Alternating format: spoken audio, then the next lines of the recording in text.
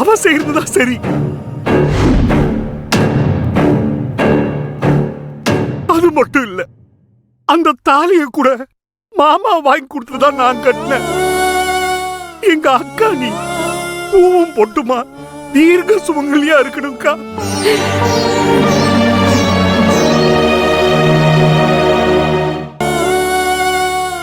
நான் தான் 10 பைசாக்கு பிரயோஜனம் இல்லாம இருக்கேன். என்னால ஒண்ணும் கொடுக்க முடியல.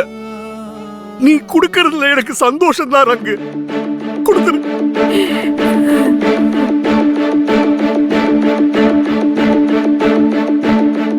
கதிர் வாங்கிக்கோ. கதிர்,